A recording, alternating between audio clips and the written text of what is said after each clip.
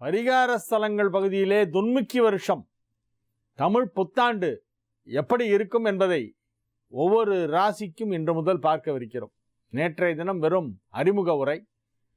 இன்று முதல் ராசி பலன், வருட பலன், தமிழ் புத்தாண்டு பலன், மேஷ ராசிக்கு இந்த தமிழ் புத்தாண்டு எப்படி இருக்கும் என்பதை இன்றைய தினம் நாம் பார்க்கவிருக்கிறோம்.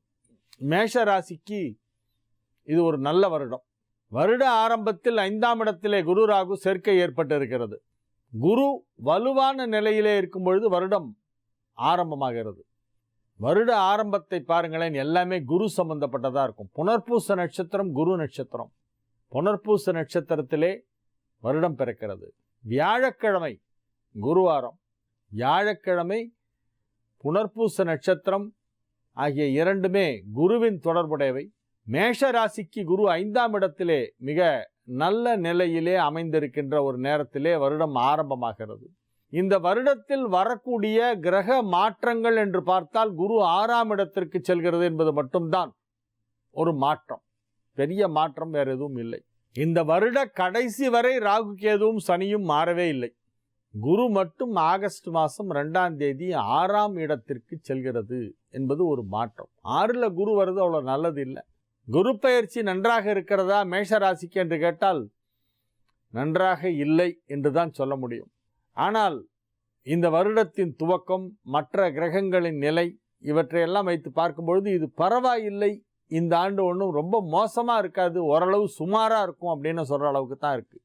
இதை மிக மிக ஒரு அற்புதமான ஒரு வருடம் என்று சொல்லாவிட்டாலும் மோசமான வருடமாக இருக்காது என்பதை மட்டும் சொல்லலாம். இந்த வருடத்திலே மிக முக்கியமான விஷயங்கள் என்ன, மேஷ ராசியை பொறுத்தவரை முக்கியமான விஷயங்கள் எல்லாம் என்ன என்று பார்த்தால், தொழில் நன்றாக இருக்கும்.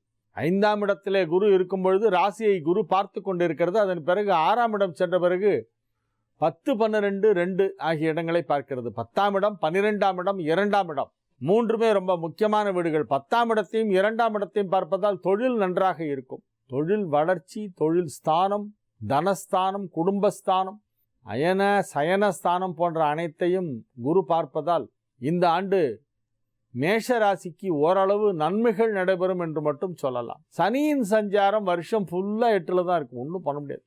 அஷ்டம சனி தான், அதை யாரும் ஒன்றும் பண்ண முடியாது. அஷ்டம சனியிலிருந்து பாதிப்பு எதுவும் பெருசாக ஏற்படாமல் இருப்பதற்கு திருநள்ளாறு சென்று விட்டு வர வேண்டும். திருநள்ளாருக்கு போகிறவங்க எல்லாருமே தனியாக போகணுமா ஃபேமிலியோடு போகணுமா, இது ஒரு கேள்வி கேட்பாங்க. எப்படி வேணால் போகலாம், தனியாக போகலாம், இல்லை ஃபேமிலியோடு போகலாம். அங்கே போனால் நைட் ஸ்டே பண்ணணுமா? நான் அது ஒன்றும் கம்பல்சரி கிடையாது. போய் சாமி தரிசனம் பண்ணிவிட்டு வந்துடலாம். இந்த குளத்தில் குளிக்கணுமா? அதுவும் கம்பல்சரி இல்லை. குளத்து தண்ணி எடுத்து தலையில் தெளிச்சிட்டு வந்தால் கூட போகிறோம். குளத்தில் உங்கள் ட்ரெஸ் எல்லாம், அழுக்கு துணியெல்லாம் போடாதீங்க.